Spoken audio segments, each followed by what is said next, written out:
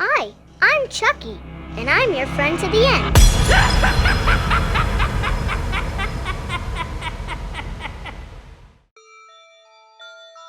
Let me tell you a story that's going to sound completely insane. I promise you, it's real. I've always been a horror movie buff.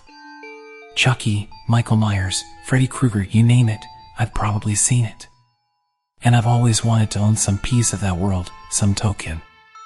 So, when I saw an original Chucky doll for sale on an obscure collectibles website, it was a no-brainer.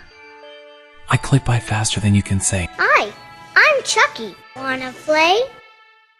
The day the doll arrived, I was ecstatic. It was perfect, standing just over 2 feet tall with bright red hair, overalls, and that eerily lifelike smile. I set Chucky on a shelf in our living room, an uncanny sentinel watching over our mundane college lives. My roommate Mike just rolled his eyes at it. He never really got the whole horror thing. The first sign of trouble came on the second night. We'd gone to bed like usual, but I woke up around 3 a.m. to a soft, childlike giggle. I froze, my heart pounding in my chest. Was I imagining things? As I lay there in the dark, I heard a low, mocking voice. Heidi-ho! It was Chucky's voice. I bolted out of bed and dashed to the living room. There, on the floor, was the doll.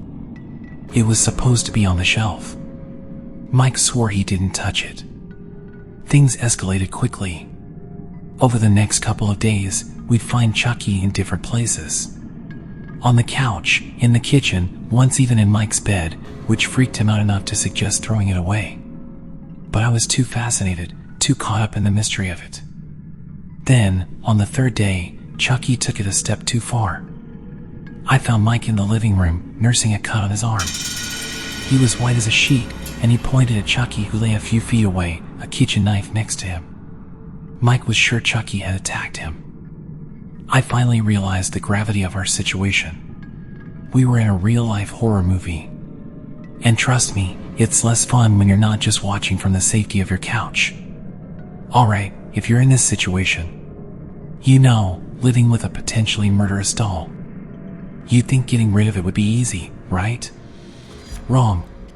The first thing we tried was throwing Chucky in the dumpster behind our building.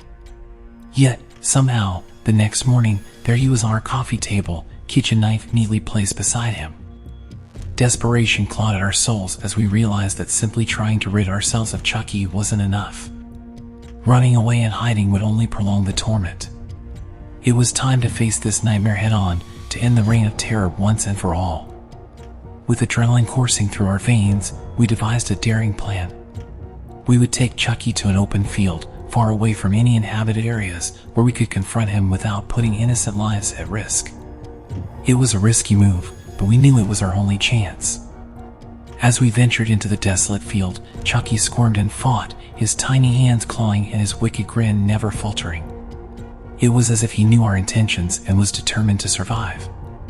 A ferocious struggle ensued, our screams of fear and determination echoing through the night. We wrestled with the possessed doll, his plastic limbs flailing, his sinister laughter piercing the air. But we were relentless in our pursuit of freedom. Through sheer force and unwavering resolve, we managed to overpower Chucky. With chains and ropes, we bound him tightly, restraining his menacing movements. The doll's eyes burned with anger, a fiery rage that mirrored the battle within us. In one final act of defiance, we brought out the chainsaw. It roared to life, its menacing growl drowning out the sound of our racing hearts. With trembling hands, we approached Chucky, the chainsaw's teeth hungry for vengeance. With a deafening screech, we swung the chainsaw down, cutting through the doll's body. Plastic shattered, sparks flew, and filled the air with the smell of burning rubber.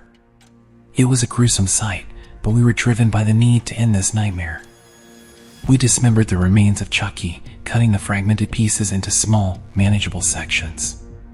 Each piece was carefully placed into a bag, the weight of our fear and suffering contained within. And then, as a symbol of triumph and release, we set the bag on fire. Exhausted, scared, and yet filled with a sense of relief, we stood together in the open field, the bag containing the dismembered pieces of Chucky set ablaze before us. The crackling flames danced and leaped, casting a hypnotic glow against the dark canvas of the night. The bag morphed and twisted as the fire consumed it, its contents igniting with an intense fury. The acrid smell of burning plastic permeated the air, mingling with the scent of victory and liberation. Flames flickered and mangled the edges of the bag as if Chucky's malevolent spirit fought to escape its fiery demise. The glowing embers danced in a haunting ballet, casting eerie shadows that danced upon our faces. Sparks spiraled upward, carried by the wind like fragments of Chucky's malevolence, finally set free from their sinister vessel. As the bag slowly disintegrated into ashes, the weight of our ordeal lifted, evaporating into the night sky. The flames devoured the remnants of the doll, leaving behind only charred remains. Each crackling pop and sizzle seemed to echo the end of our torment. I loved horror movies, but after this, watching a Chucky movie would never be the same.